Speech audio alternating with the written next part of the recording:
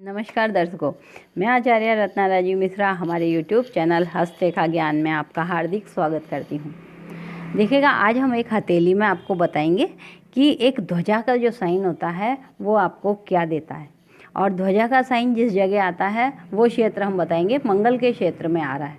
मंगल का क्षेत्र भाई बहनों को दिखाता है, लेकिन एक अगर शुभ साइन, क्योंकि ध्वजा हुई, मत्स्य हुई, ये लोटस, कमल का फूल हुआ, ये सब एक शुभ साइन कहलाते हैं। लेकिन अगर ये साइन कट जाते हैं तो उस कटने के अंदर भी एक फ़ायदा छुपा होता है। तो हम ये दिखाएंगे कि एक ही साइन के अंदर एक ध्वजा भी साइन है, क्रॉस भी साइन है, भाग्यरेखा भी वहीं से जा रही है। तो वो ध्वजा का जो साइन है वो आपको एक अच्छी चीज़ को होते हुए भी किस खराबी को वो बचाएगा या हानि करेगा।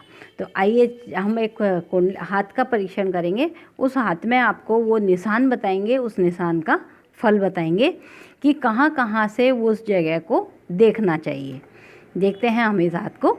देखिएगा, हम इस हथेली में आपको एक निशान बताते हैं, जिसमें हमने कहा एक ही जगह पर 2-3 जब निशान आते हैं तो उन निशानों का मतलब क्या होता है।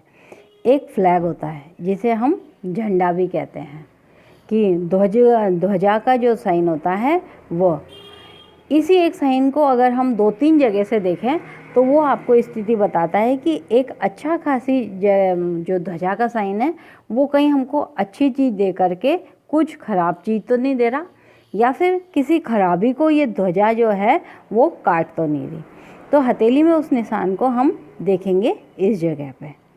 अगर आपको यहाँ दिखाई दे तो सबसे पहले इस हथेली की आप बनावट देखें तो ये अंगली अपनी लंबी है, और गुरु यानी तर्जनी अंगली लंबी है, और तर्जनी गुरु की साइड ही ये हाथ झुका हुआ है, गुरु प्रधान हाथ कहलाता है। अब इस तर्जनी को अगर हम बहुत गौर से देखें तो इसके पर्व पर आड़ी रेखा आ रही है। तर्जनी लंबी होने का मतलब है पति और पुत्र से सुख होना, लेकिन आड़ी रेखा का मतलब है इन दोनों से ही हमको हानि होना। अब ये अंगली हमारी छोटी हो गई, अंगली बड़ी हो गई।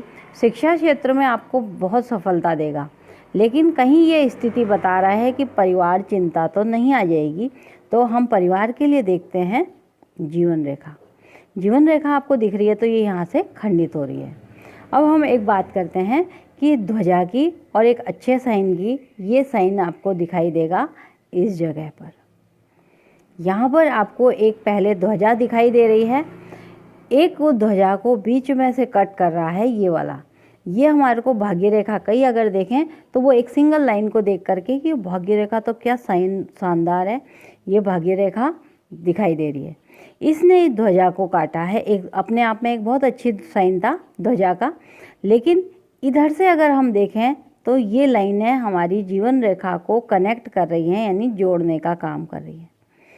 हमको आयु देना, हमको परिवार का सुख देना, क्योंकि जीवन रेखा हमारे परिवार की है, और बदले में क्या लेना, ये जो हमने एम्पायर खड़ा किया या हमारा एम्पायर हमको मिलता, इसको हमारी इस लाइन ने कट कर दिया। तो ये एम्पायर जो है ये जगह आती है हमारे भाई बहन की। अब जिस इस व्यक्ति की कुंडली है, एक महिला की कुंडली है, तो इसके पास भाई बहन नहीं है, ये केवल बहनें हैं।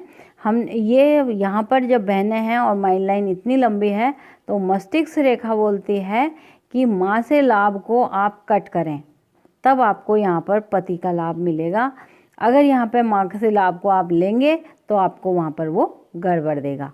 अब यहाँ अगर देखें तो आगे जाके भाग्य रेखा खंडित हो रही है, इस जगह पर भाग्य रेखा खंडित है। साइन को देखना समझना बहुत ज़रूरी होता है कि एक साइन हमको दे रहा था। दूसरी चीज़, अगर हम इस जगह पे ही गौर करें तो ये निशान यूँ आ रहा है, एक क्रॉस बन रहा है।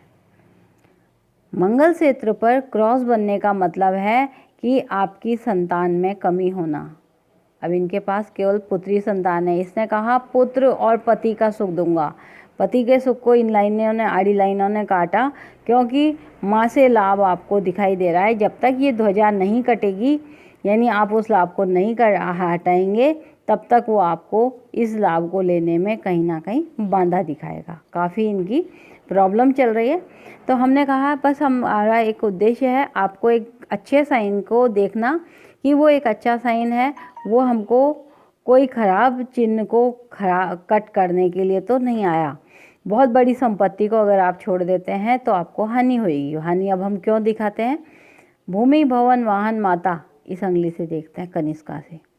आयु हम इस कनिष्का से देखते हैं। वो बोला ये आयु इस लाइन से नीचे है तो आपकी आयु 51-52 के आसपास है।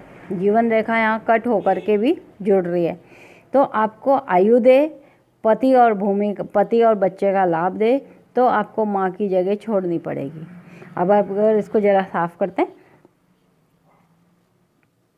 अगर यहाँ देखें आप तो मस्तिष्क रेखा ज़रूरत से ज़्यादा लंबी यहाँ तक चली गई, जबकि मस्तिष्क रेखा यहीं कट होनी चाहिए, इसके बाद नहीं जानी चाहिए।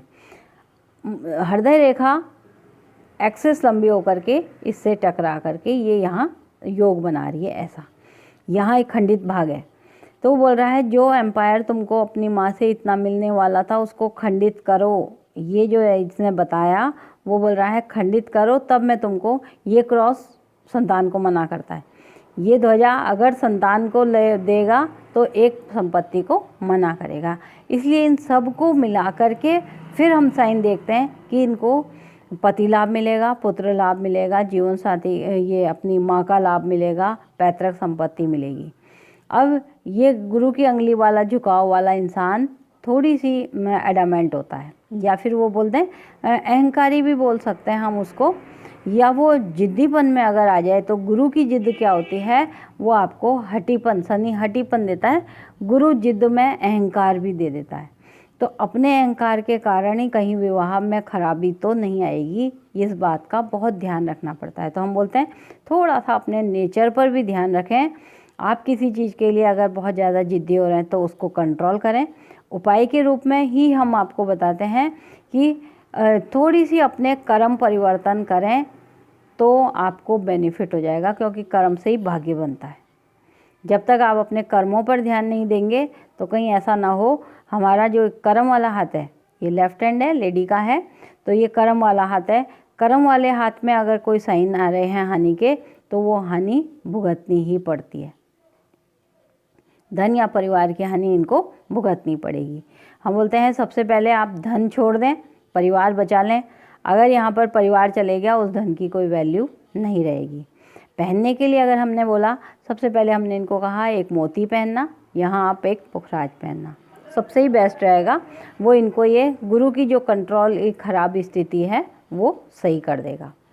तो ये था एक अच्छे साइन, लेकिन उसी के साथ ख़राब साइन का मिक्स मेल, कि वो एक अच्छी चीज़ दे के क्या चीज़ बुरी दे रहा है, या फिर एक बुरा जो दिखा रहा है उसके पीछे क्या अच्छाई है। अगर आपको करना है, अपने हाथ का परीक्षण करवाना है, आप दिए गए नंबर पे हमसे संपर्क कर सकते हैं। हम आपका बहुत डीप स्टडी करके आपको बताएंगे कि आप अपने कर्म के द्वारा अपने भाग्य को कैसे बदल सकते हैं। सिर्फ कर्म चेंज करने पड़ते हैं, भाग्य ये, क्योंकि ये जो छोटी छोटी लाइनें हैं ना, ये 100% चेंज होती हैं। जो इस हाथ की बनावट हो गई वो चेंज नहीं होगी, बाकी की सभी लाइनें हमारी सोच पर डिपेंड करती हैं, हमारे कर्मों पर डिपेंड करती हैं, जो चेंज की जा सकती हैं। इसलिए कहते हैं कि अगर परमानेंट ये चीज़ हम लेके आए हैं तो हम इसको थोड़ी थोड़ी प्रयास से चेंज कर सकते हैं। आज के लिए इतना ही। नमस्कार, कल फिर मिलते हैं किसी नए एपिसोड के साथ।